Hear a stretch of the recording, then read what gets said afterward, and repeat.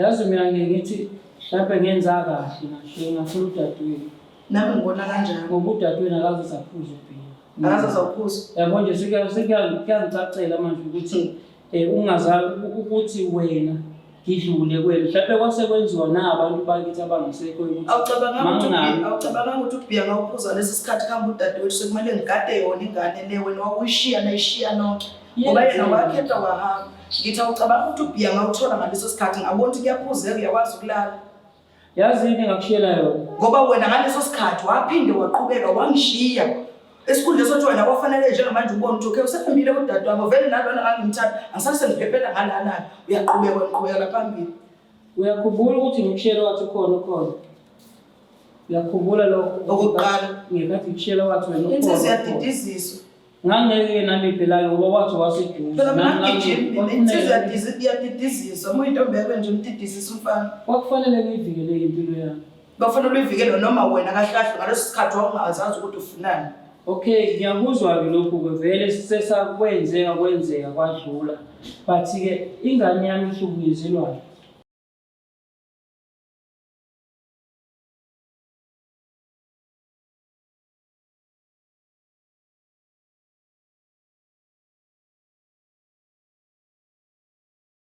Ngiyabingelela lapha babukeli beBlack Life TV kuhlelo esilibiza ngokuthi enough is enough. Igama lami nguStufuza Dlanga Bandezulu. So usiswami njengoba ekuvakashelile kusho khona lokho ukuthi khona lento engamphethe kahle and asefisa ukuthi iphele. So sizoyilandelela ke sibuze ukuthi yini le asiphathele yona angekho right ngayo and sizozama ukuthi siyixazulule because njengoba la kusho khona lokho ukuthi shuthi usithembile. So sizomsiza ngendlela afisa ukuthi simsize ngayo. So asike siza ukuthi kuzohamba kanjani. Sobona kunjani? Yaphila njani sisi? Ngiyaphila nami. Ubaba lo kuhlelayo? Ngoma Sithole, ngunokwe ngwaSithole. Okay, ubuya kuphi ukuhlala? Ngihlala eMlazi. Ukhulela khona vele? Yebo. Okay. Ngicela uqale eqaleni bekuqala kwenzeka lento le oyizele la ongayithandi and usofisa ukuthi iphele. Kwenzakalani? Lapha ekhaya ngisho ukuthi angihleli kahle. Ngenxa kaMama, angihlukunyezwe umuntu engithi umama lo ngihlukumezayo. Oh, okay. So indlela angihlukumeza ngayo akangiphathi kahle. Ngenza yonke into lapha ekhaya nginosisi oyena ongenzi lutho akakwazi ukwenza lutho nje. Okay. Mina ngenza yonke into ngiyaklina ngiyapheka kushuthi kufana nokuthi mina umama kuleli ekhaya.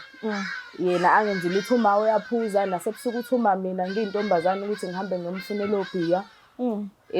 Lokho ngisuke ngihamba ngedwa ngingadala ukuthi ngigcine ngibanjwa nabantu kodwa lapha akanandaba yena maye ngithumile nje yena bayotholile nje ubhiya bayotholile ubhiya futhi akathumi le usisi wami mina ahleze ngithuma khona lapha ebumnyameni ngingaphekezela umuntu okusho ukuthi ungangicabangeli lapho so kuyangihlukumeza mina konke lokho. Lihlala libakaya ekhaya sihlala sibathathu uyena uma nosisi wami. Oh nosisi. Iqale nini kwenzeka yonke lento le? Mhlawumbe biqala ekukhuleni kwakho nje ukhule vele yenzeka noma into esanda kuqala? Into vele nje engikhule yenzeka. Sinesikhathi senzeka nje. Ngithe ngikhula nje ngithe ngiphaphama bese into vele yenzekayo. So iyangihlukumeza from ekukhuleni ngoba namanje sangihlukumeza. Mhlawumbe ngabe esikolweni bewuhambisa kanjani bekukuthi bekunalesi simo vele ekukhuleni kwakho? Bawukwazi ukukhopha kodwa? Esikoleni noma bekubuye kungihlukumeze kodwa phela bekumele ngigcine ngifundile. So bekumele ngiye esikoleni ngifunde. Naleso simo engisuka kusekhaya ngikhohlwe isona futhi esikoleni bekuba right because bengisuke nginabantu abaningi. Ngibuye ngikhohlwe mase kumele ngiphindele emumva ke ngikhumbule ukuthi kambe sengiya kuleso simo ekhaya esengiyobhekana naso. Khabuba okay ngiyazi vele thina njengendlemnyama akukho lula ukuthi sihlalise phansi abazali bethu sibaqulise bavele bazizwe ngazuthi siyaba attack kodwa belithuka livele lelo thuba bowukwazi ukukhulumisana naye umtshela ukuthi mfethu ayikho happy ngalento yenzayo awusiliganisi thina siyigade zakho bowukwazi ukukhuluma naye noma mhlambe ubufela ngaphakathi njalo nje. Bengeke ngikhulume naye uma ngoba ngisho ukuthi umuntu ophuzela umuntu ohlezi ephuzile angithuke ngeinhlamba angishonisele. So ngagcina sengiyeka nje kodwa nakhona bengingathola ithuba lokuthi ngisihlale phansi ngoba mangeke ngakhuluma nje ukuthi nginento engangiphathi kahle kanjalo uzongibhekisa le celeni. Mhlawumbe ozalweni ke olukhulu okungenzeka mhlawumbe osisi baba noma obhuti bakhe awukazi uzokhulume nabo ngalolu daba lolu? Cha, angikaze ngikhulume nabo. Okay, mhlawumbe ngabe uyabasaba or ukunqena nje leyo nto kubantu abadala? Nanokuthi angicabangi ukuthi bona baboni mhlampe ababoni ukuthi ngiyahlukumezeka ngoba uma akafihleli umuntu indlela angiphatha ngayo. Hayi ukuthi mhlampe ukelinda abantu ukuthi kushonele ngoba ngisuke ngihamba ebusuku bayakwazi lokho. Akekho umuntu ongakwazi endaweni ngoba phela bangibona ngithunyiwe. So mangabe kuya ngokuthi bona nabo bayabona lokho ngabe bayakhuluma nami bengibuze kusho ukuthi mina ngabona ukuthi asikho isidingo sokuthi ngibatshele ngoba vele bona basho lutho ngalesi simo bebesibona. Okusho ukuthi noma ngabatshela ngeke kwenze imehluko. Yeah. Okay. So uba sizofisa ukuthi vele siye kuyena njengamanje, but angeke yena azasihlafune basifika. Mhlawumbe asixoshe. So kwazi kodwa ukukhuluma naye. Ngiyacabanga ukuthi ngingakwazi ukukhuluma naye. Ngicabanga ukuthi uzozehlisa since ngizobe ngingahambi ngedwa mangihamba nabantu. So ingakho ngize la ngoba vele mina mangikhuluma naye ngingedwa ayikho nje into angangilalela kuyona. So I'm sure usisi wakho uyakhona ukubona ukuthi awukho right ngoba phela ndihlala nonke uyasibona nesimo. Yena uthula uthini ngalento yonke nje iphathe kanjani? Mhlawumbe uyajabula ekubona usafara phambi kwakhe noma naye iphatha kabi kuyikona ukuthi mhlawumbe ayikho into isho noma ayethi. Kukhona ukuthi abuye aphatheke kabi kodwa nawe ngeke ungajabula uzophathiswa kwendlovukazi uyabona angithi uvela uyazi ukuthi anginanto azoyenza so mangabe ezoba sesayidini lami ngicabanga ngami uyaba nalokho ukuthi umama mhlawumbe naye ngagcina ethi akenze lezi zinto kumele ngabe zenziwa yimina. So yena uyakujabulela ukuthi uyahlala nje angenzi lutho mina ngeke ngenze zonke izinto ngenze nomsebenzi engabe ungisiza ngawo. Ngoba phela futhi ukuba uyaphatheka kabi ngabe uyangisiza kuze lezi zinto uma ethi angizenze. Ngoba umama yethi akangisiza indawo ngoba umama yethi angenzi into. Ngayo ukuthi uyahlala ngibuye ngenze leyo nto. So makuya ngokuthi nawe yazwelana nami lokho engangisiza ngisiza ngalokho angisiza lapha ngibambise kodwa cha akakwenzi. Okusho ukuthi ngisho ukuthi akazwelani nami futhi akanendaba. Yo, kulungile asibabone and ngiyathemba ukuthi sizoba nayo inqubekela phambili ethe kuba ngcono and ezokuhluka kulesi sibo osichazayo. Ngiyafisa ngathi ngaba khona inqubekela phambili.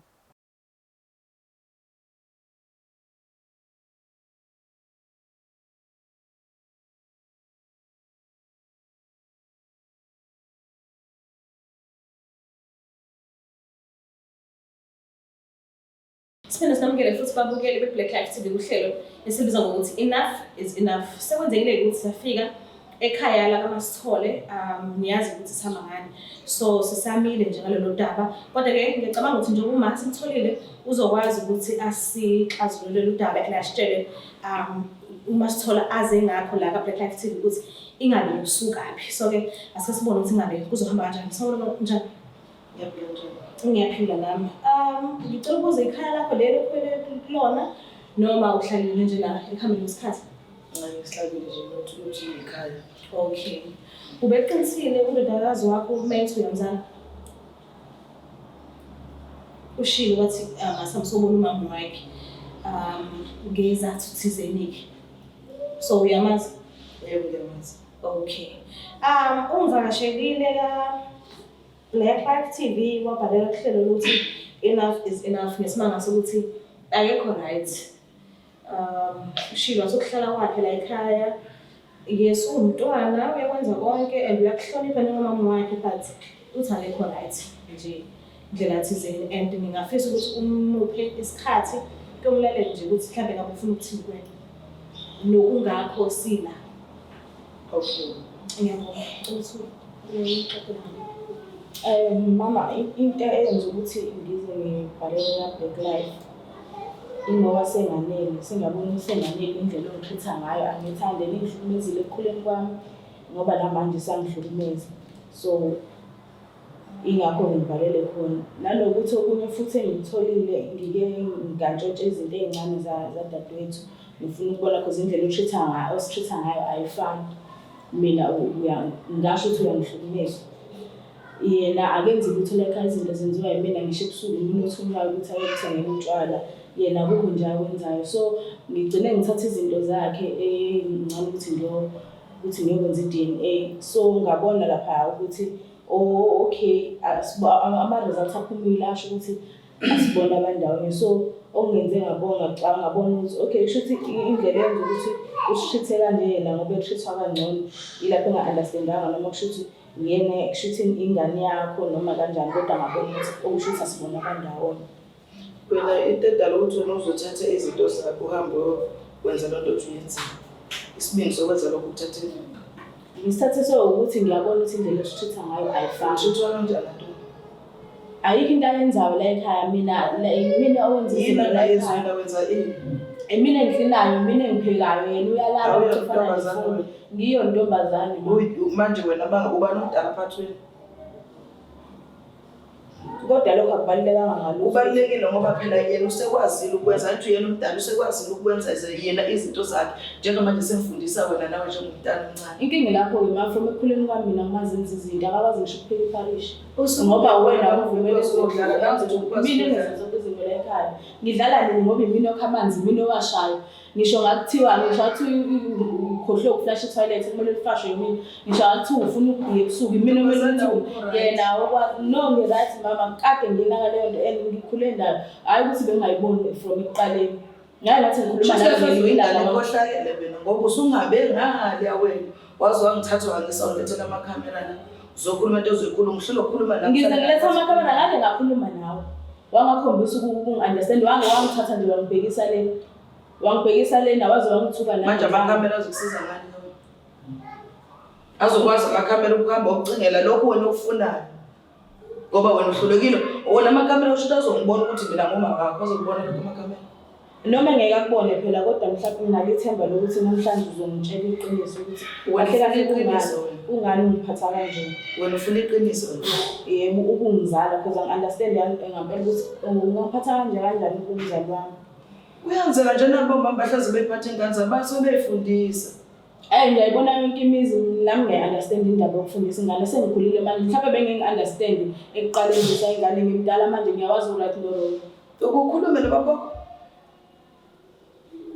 Ukukhuluma naye ngiyakhuluma naye kodwa akaze ngitshele indlela Bethini bangakhuluma naye? So sikhuluma nje izinto nje awuzanga ngani ukuthi yini kuyena? Akaze ngibuze lapho akuyena ongiphatha ngale ngikhuluma ungena emlonyeni. Isidingo Ngoba phela mangabe ngikhuluma nawe wena ungizwa wena ngithi ungcono mhlawumbe yena ungakhuluma naye ubuze yena mhlawumbe la kodwa azokutshela yona. Ayikho inkinga nalapho singamfonela naye kodwa yena isidingo angisibona ukuthi mina ngikhulume lapho late. Akukho late naye sikangambiza manje mina akukho late ngoba mina ngifuna ukwazi manje sonke lesikhathi mhlawumbe ngenze kube ngabe ngazama ukukhuluma nawe wangibhekisa sonke lesikhathi kade ngizama indlela manje ngitholile indlela ngoba ngampela ngikho right. Mina manje ngicela ukwazi la lokho akusho uMasithole uqinisile Ukuthini nto? ukuthi akekho right ngokuhlala la ekhaya wenza yonke into uyapheka washuka amanzi yonke into and uyachaza ukuthi nasebusuku kuyenzeka umthumele esitoko ukuthi awuthenga utshwala. True.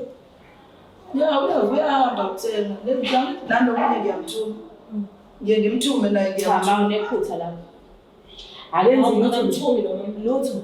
Uhlala lapha endlini ayicofela ifoni ahlalela iTV wazicofa amafoni ageze kabe right and unayo yonke into ongayicabanga uyena nje mangabe ecelile wena usho nje manje wena usho manje ukuthi unomona wena mhlawumbe ubona yena no nginawo umona because nama ngisho ngathi babuya ngenzeni into edliwa ekudlala ngoba noma bakuyakwenzela nawe uma ngabe uthunywa story yathunywa ingane nje wena usho manje into engidlala ngizongidla ngikhuluma cha kodwa ngithi uthanda ngakuthunywa ngizokuyeka angisho kanjalo kodwa phela mina into engidlayo indlela wena ongiphatha ngayo okay it's fine ngeke ngibe nomuntu ukuthi ususwami unento nami nginazo izinto akukho ngishoda ngakho babuya ngenzela indlela wena ositreata ngayo ngafani uma uzothi zonke ingane kweminye imizi ziyakhulisa umuntu afundiswe nami ngiyawazi la no ngeke ngibone kweminye imizi ukuthi omama yesu ingane noma efundisa ku right vele intombazane uswazi ukwenza yonke into kodwa ungasale phela usuba isiqela sakulowo muzi sekube ngazuthi umsebenzi wakho phela mina ngihlukile nemaid la ekhaya.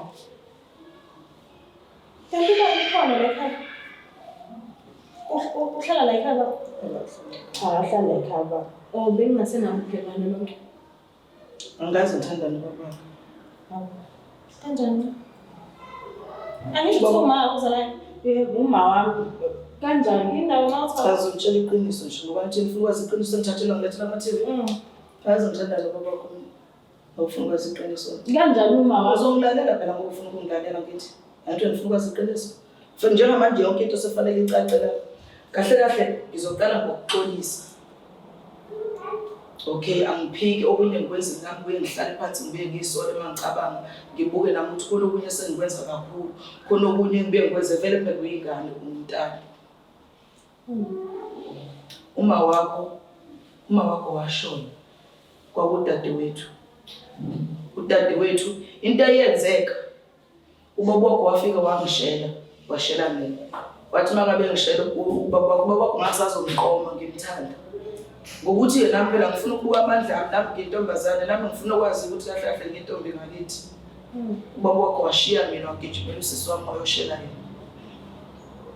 Uma ishela yena kanti yena ubaba waye serious ngokuthanda impilweni. Uthe mangabe serious ngokuthanda phela angingazi nangingasafuna nami ukuyiqhenya indlela engiqhenya ngayo. Nawe mhlawumbe lokho ngelinako yokwakha uzubona ngempela kwalento ngiqinisile kodwa mhlawumbe ngikuze kwakhe mhlawumbe kuyokwenza ukuthi nawe ufane njengami ugcina usuba nomona. manje Linda ngithi ufuna ukulinda uzolinda chaza uqede. Uzongilinda ukuthi mina ngizalo wena mina angithi sa mina nomunye umama sengize ngamdala ngamngaka namhlanje ngimdala ngingaka nami ngaba neyami ingane noma inini awusibona isidingo sokuthi ungazise konke lokho kuphela nje kumnandi ukuthi ngihlukumeze nje kuphela ngento engahlangani nawe nongakhulumi ngani baba makungakho kuya ngokuthi usamfuna back awukwazi ukukhuluma lento efana naleyo mntana umuntu wesilisa ungayisho njani enjani wena bona kungcono ukuthi uhlukumeze mina ingoba ngifike yangicika ngavela kanyanya ngasinyanya kwanto yakhona ngoba kwayena kwadadewethu ngangiminyanya mina bungasho ngani ukuthi ethathe ingane yakho noma ubhekene angikwazi ukuthi ngisho njalo ngoba kusesikhathi phela kuyafika ukuthi ingane dadewethu ingane phela kube inembeza ubuye hambe inembeza kusho uma buya mina ngikubona inembeza ngoba mina ayikho nje indlela engingake ngisho ukuthi nesikhumbuzo ikabani la ekhaya uyilani nizalwa khona ninodadewenu omncane. yebo ila esasizama khona. Oh okay, so wasuhlala naye ngesimanga sokuthi umama wakhe akasekho. Yebo. Udadewabo lo munye uzalo wena? Cha, adoptiwe. So mangenzeka na akazomtshela lo nto adopt. Akakwazi. If kenza kuyabona le video and uyakuzwa wena uyachaza ukuthi adopt. cha nje yabona nje like hayi nginephisi shezi hayi nginephisi bonke la boba u2 istory sabo sicishe sifana. Futhi ayinothi sicishe sifana siyafana kuyafana mina nomuntu ocosha ingane ngazoyikhulisa ngokomthetho kodwa ke angifuni ukuthi lelo gama ngize ngilisho kanjalo kufanele ngilisho kanjalo alishiwo kanjalo ngiyafana nomuntu ngathi angazi ayikho indlela engalibeka ngayo kodwa ngifudumeze mina abantwana noma kangenzanga kahle kodwa nami mhlawumbe ngithi ngiyazama ngoba lo munye umuntu ingane yomuntu engimazi ungcono lo munye ngithi bengamazi so shuthi mina ngifela amacala abazali ngibona kula ithi lokho ngiyaqolisa phela serious ngicela ungixolela nje lapho ngiyaqolisa. Ngiyakuzwa mama uxolisa but mase sihambile lethini mhlambe manibhekile nizosala kanjani la endlini. Awuzuba nokuthi ukulethela ama-camera, ukulethela abantu ongabazi intontoni esezoxoxa izinto zala ekhaya efihlakele esezoyibeka ebalazweni. Sengihlala phansi ngiyacabanga into engangiyenza lethiwa ngixolisa kuyena ngoba sengicabanga lobube engangibeza kuyena. Ngiyazwakala. Mawubhekile ngokumazi kwakho nje inhliziyo yakho because bowukhona ekhulu. Ubuka mhlawumbe uzokwazi ukuxolela mhlawumbe emva isikhathi singakanani noma kudingeka ukuthi uzokwenzeni ukuze ubonise ukuthi uyaxolisa. Noma ngeke ngize ngazi ukuthi mhlawumbe yini okumele ngiyenze but ngokumazi kwami ngiyamazi yena ukuthi unenhliziyo enhle futhi angikhumbuli ngoba ngisho wathi mangabe exabana negane angikhumbule ibambele iqhubu noma ethuka umama wamakhelwane angikhumbuli nje ibambele iqhubu. Uyingane enayo inhliziyo enhle angikhumbuli nje lo ngane leyo ngoba naye lena yona leyo yazi ingane vele ke elisuka izazi ukuthi yathabi yayichuluze ingane nayo futhi ubeyidinelwa manje aphinde ayixolele manje. But ngiyacela ukuthi at least ngoba sesikhulumile kanje wafakeka negama lababa mhlawumbe mangase mhlawumbe simcele kanje lesizini mhlawumbe ningineza namba yakhe simfonele simcela ukuthi akasondele ngani mhlawumbe ngabe into emcelezela umoya endeni noma ngayivuma cha mina nginankinga because ngiyadinga mhlawumbe mase simfake naye azi ukuthi umntwana wakho bekhula kanjani, kwenzakalani, and mhlawumbe uyena uzophuma negama thizeni angase ame ngalo njengomuntu wesilisa omdala. Ngiyacela ukuthi ningeze ithuba ukuthi ngimfonele khona somcela sondela. Akunankinga sekufonini. Ngiyacela ukuthi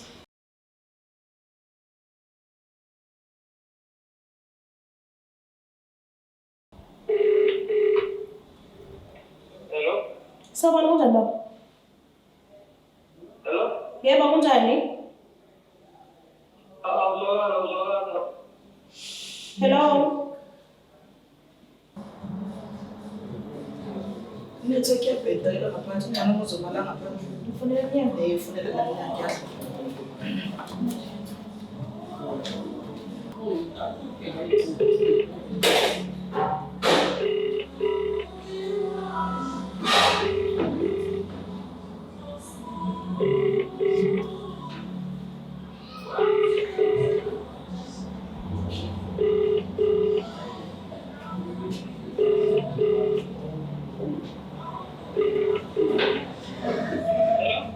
Sawubona baba, kunjani?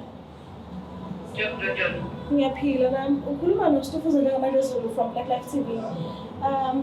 Ngiyacela manje usondele endlini la kuhlala khona indodakazi yakho ayikho right. Ngiyacela nje ukuthi uphuthume. Okay, kusho ngoba vele bengikude kakhulu ngisasengidlula ngapha. Okay, ngiyacela. No, hayi, ngiyacela baba ukuthi uzozibonela ngokwakho. Ngiyacela. Okay, ngiyabona. La yonke into ngiyabonga kakhulu. So sila ekhaya sibuya kwa Black Life TV. Lolu hlelo lolu luthi enough is enough. Bila kuba Mtolo kwaKandlela. Gama lami nguSitofuza. So usisubhalele kusho yami nawo. Basitho. Uthe ubaba wakho, uthe ubaba wakhe uwe. Basethi nami ubaba wakhe. Sike saxoxisana ke kakhulu ungakafiki. Kwavela izinto ezingajabulisi neze, but uma ukwazile ukuthi azehlise axolise indodakazi yakhe. So into bese sidinga la ukuthi baba usicacisele kahle kahle ngoba indodakazi wakho uhambile wakwenza ucwaningo olujulile mayelana nosisi wakhe azalwa naye. Wathola ukuthi abangathi akabuye esibelethweni esisodwa about. So ngiyacela nje ukuthi mhlambe usicacisele lapho ngoba bese sihambile kakhulu sejubalana ngendlela afika ngayo emhlabeni but lokho besifuna ukuzwa kuwena uma ugcizelela ukuze sibe neshow singeze side lodwa. Sicela ukwazi side lapho ukuthi kwenzeka kanjani ukuthi abantwana bakho obazalayo bahlale nosisi kamama wabo. Ufike kanjani kuze kufika la? Okay, angizothuka. Into edala ukuthi usisi ahlale nabantwana bami. Ingoba uma wabo wasweleka. Uma wabo wasweleka ngoba kubuhlungu kakhulu ukuthi ishubo wabo. So ngase ngokuthi ke ngangakwazi ukuthi ngase ngiqhubeka nempilo but ingane zami lezi ngiyayisupport njengokuthi ngazi ukuthi right but kuyangixaka emase umntana mesengilethele ama-TV sekuhleli kanje ngoba mina ngithi mangiphosa imali ngijabulisa ukuthi ingane zami la Yes. Ngicabanga ukuthi khona ukubaluleka kakhulu ekumele ngikwenze njengobaba lokho but angazi ukuthi ingane zami mase siyize yenza lento oyichaza ukuthi ithathe inwele yenza lento eyenzile ukuthi iyo check ukuthi ngenzeka ukuthi iyala ekhaya angazi ukuthi ngabe izweni kodwa mina ngokwami into edathi phela ngoba ngacela udadwa lo usisi lo walo udadwa balo washona so ngase ngithi angihlalele nabo ngoba kwangilula ukuthi la ihlele khona mina ngizamphanda khona impilo nengane izohlala plus futhi ingane zamantombazana angicabanga ukuthi ingane ntombazana ngayohlala nazo le ukuthi ingane yomfana ngabe ngithi ayisambe isoza impilo nayo so ngicabanga ukuthi lapha angazi kodwa ke ngicabanga ukuthi ingane yami le ngihlala nayo ingane yami le angifuna ukuthola nami ukuthi kwenzakalani nje ngibizela ama-TV ngoba le ngiyithola njengamanje ukuthi ngibizwe la ayi ngisaqakile ngifuna ukuba ngichazele kahle ngoba ngazi ukuthi ingane zami zi-right nje. Ngiyacela ukuchazela njengomcebo wakhe. Kushuthi baba yebo uqinisele ukuthi kade usendele imali nani nani futhi uma ubekwenza lokho.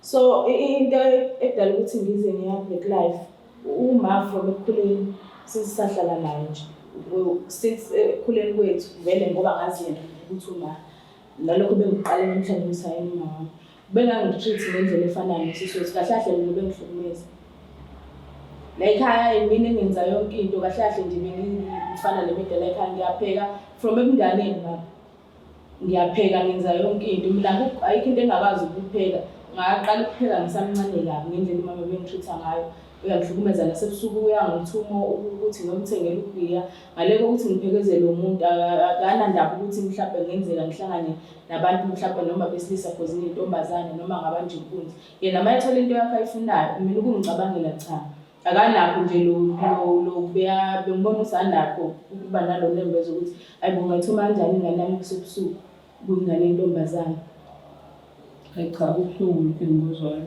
hayi kubuhlungu impela mntana ngifuna ukukhohlisa uyazi ukuthi baba uyakuthanda kithi yawazi lo angikazi ngicabanga ukufunda lo yabo nje ukuthi umntana uphuma ebusuku kuyintombazana ngothenga ubhiya mhlawumbe kusamele angichazele kahle udadewethu ukuthi kwenza kanjani ngoba mina hayi angikwazi abona ubhiya kodwa baba la ekhaya akwazi ukwenza lutho imina nje wenza konke ngiyaklina ngiyapheka ngiyabawashela ayikho into abengayiwashi kahle kahle kuyafana ukuthi banesisebenzi kodwa esikhole lo wena awungiphendule wesho yithi seshwele ingane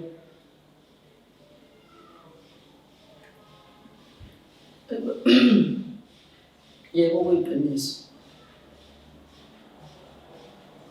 into edala ukuthi ngenze lokho ingoba wena ngangithanda salindele ukuthi ngizoqoma wena wakhetha ukuqhubeka uhamboshela udadewethu wangishiya uma sengihlala nomntana yonke into esiyenzeka mina sengidinela umntana kanti umntana kanacala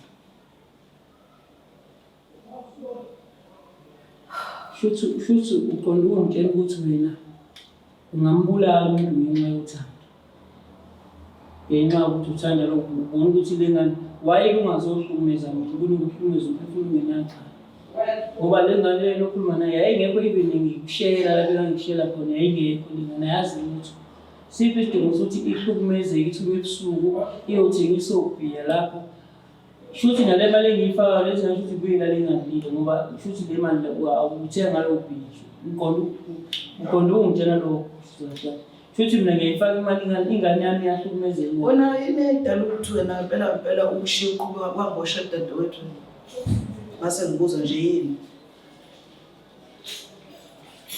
ngabona udadewenu ngabona ukuthi uwumuntu wesifazane mina ngiyamuntu wesifazane umuntu wesifazane kodwa into engayibona udadewenu ngabona into engazange ngiyibone yona ukuthi ngizame ukushela and wena kade ngikushela awuzange uzonginika uthando futhi wakho ngisuphikisa nhlobo wangishela insuku ezo-3 bese ngiyaqoma mina ensukwini ezo-3 ushuthi phela udadewenu waba nenhlanhla waba nenhlanhla noma kusho ukuthi mhlawumbe wena waba nenhlanhla ngizothi waba nenhlanhla yena noma mina ngicabanga ukuthi wena ufisa ukubasela mina ngabaseleka lo mntanakho kodwa ingane ayinacala nje lapho kodwa ngicela bese ngikushila ngabaseleka umntanakho ngathatha isibhongo ngasikhiphela khona afuna kuwena ojabulayo yazi mina ngithi mhlawumbe ngenza kahle ngasho ngafuna udadewenu nami ngibona kanjani ngoba udadewenu akaze saphuza ubhiya akaze sawuphuza yabo nje sekuyangicacela manje ukuthi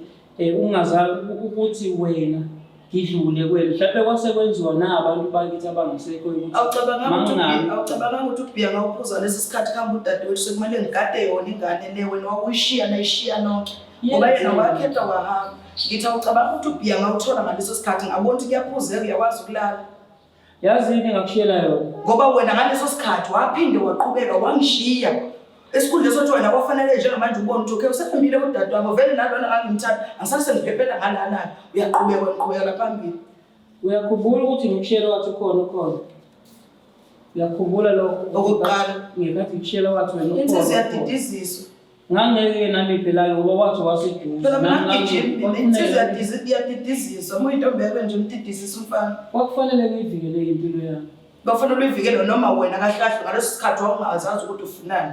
Okay, ngiyakuzwa-ke lokhu-ke vele sesakwenzeka kwadlula. But-ke ingane yami ihlukunyezelwayo. Manje-ke ngizokunikeza ithuba elikahle-ke manje ukuthi awuzohlukumeza mina-ke manje. Hawu, ngiqale phansi ngiphinde ngichaze ngithi mina.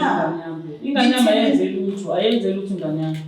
Oh manje mangenzela ayenze lutho uqinisile. Ingakudla nemali yami. Imali yakho angidli imali yakho mina nginemali zami Dala imali engangifaka. Ngiyamnikeza Iyafika kunini?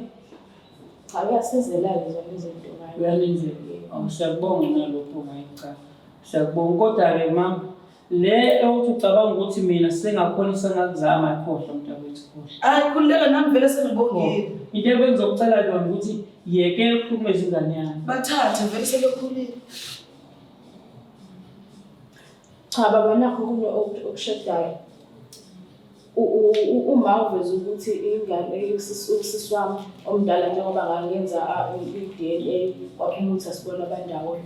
Engifisa ukwazi ukuthi asibona abandawonye kanjani, kwenza kanjani lokho. Yabona nje mntana lokho kuthanda ukuba ukusinda kancane lokho ukuthi ngikukhiphe. Kodwa ngokukhipha cause sekuze kwavela ema-TV kanje. But kodwa sekuzosathanda ukusiza.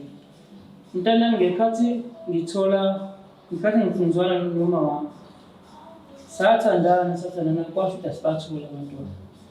Ngalolu suku esahamba ngalo so-adopt umntwana kanti sekuzozalwa wena kahle kahle wena ngempela ingane yami.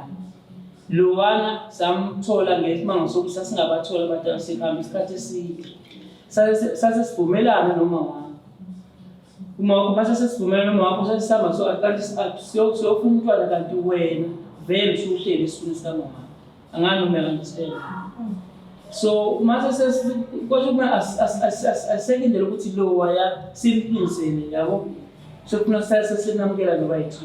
Kanti kuzofika isikhathi sokuthi uma wakho adlule mhlawumbe. Angani uma kuyacapha. So baba mawusuzwa manje ukuthi isimo sesinje nakhe.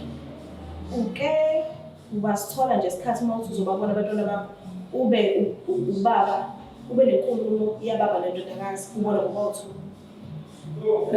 Ngesikhathi ngenxa yesimo somantoboyo asibambayo lesamudala. Bengazi isithola isikhathi mhlawumbe ngifika nje ngithi qho ngazingala mhlawumbe ukuthi ngishiya lokho futhi ngiyaphethula. Njengoba nje ningifonele ngisemgwaqweni ngaphuma fast.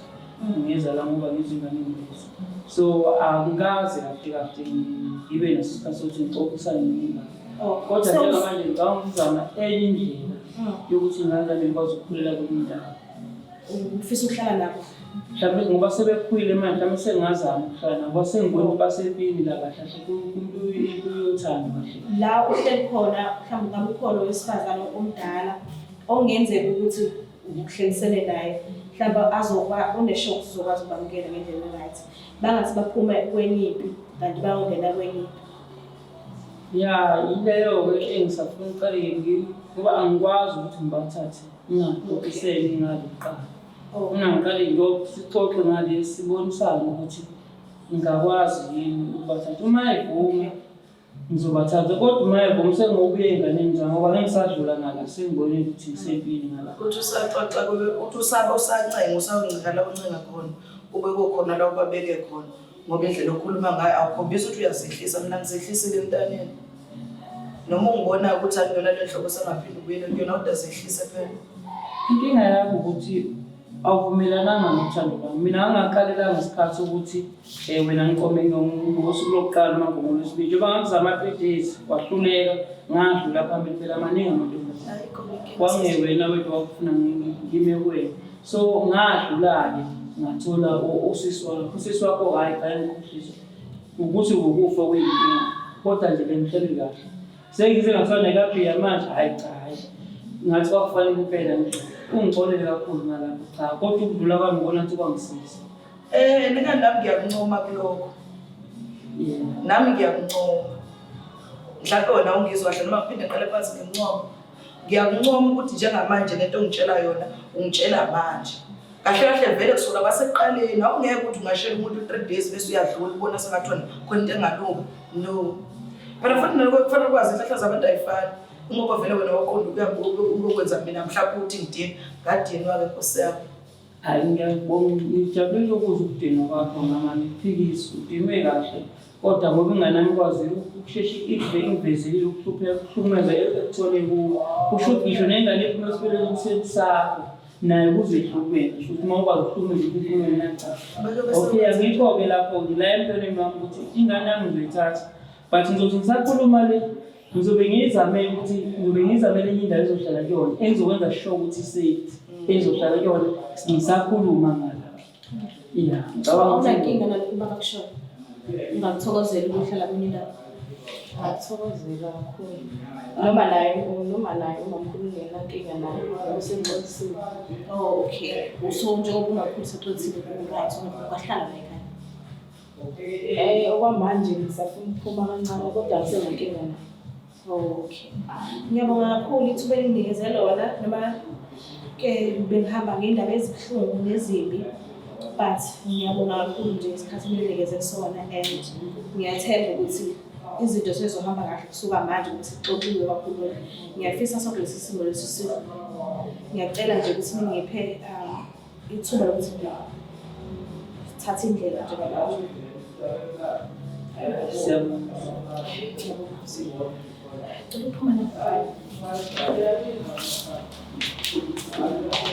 uzizwa kanjani?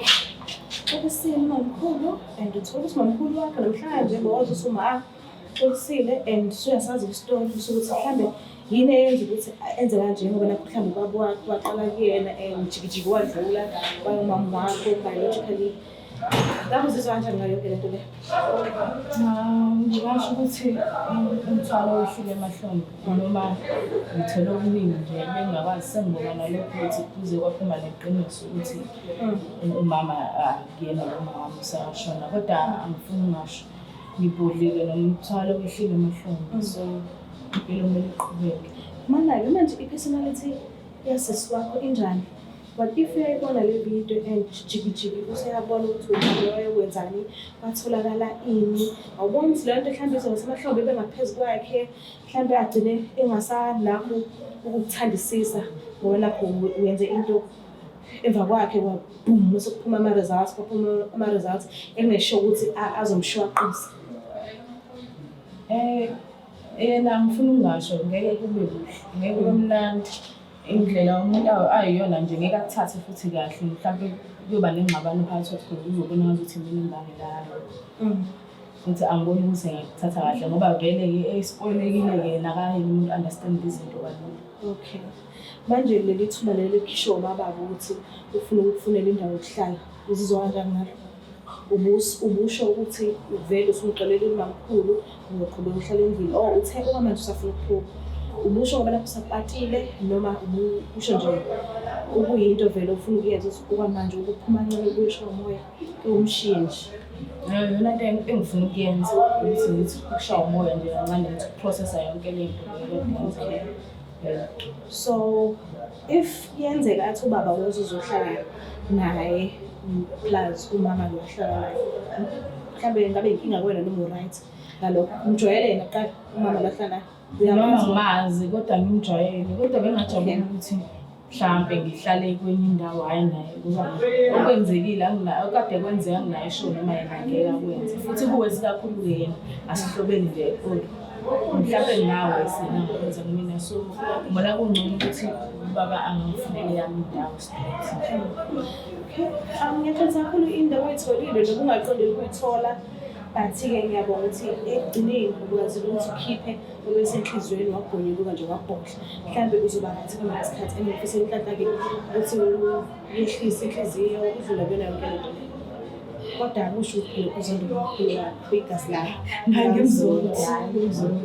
Okay sale kahle-ke umukela ekhaya nani nizibonelele ukuthi kuhambe kanjani and yabo lento le ukuphila neyimfihlo emndenini ingaphumi ney'sombululo ezi-right kuhle kokona lokho ukuthi silibabaze lelo haba lakho silibabaze leyo nto yakho e-wrong osuke uyenzile kunokuthi uhlalele imfihlo phezu kwenye imfihlo nemfihlo phezu kwenye imfihlo izigcineni iziphuma nebhomu engathi uma ingaqhume kunuke umhlaba wonke. So zazi ukuthi ubani mekuthi ujombile ngephuthanyana wenza okungafanele ukwenze kusho konyuluka noma kuthiwa kusina kangakanani usho ukuthi ngenzeni ngenza ini ukuze ngelinye ilanga ingeke izibe isilonda sashukela ukuthi noma kusunqunyiwe umlenze but still isifo sibe khona isimanga ukuthi ukubhibha akupheli ngenxa yezimfihlo. Cela usilaphuma khani siphathe kahle ungakhohlwa subscribe ulike ushare ngiyethanda kakhulu. Bye.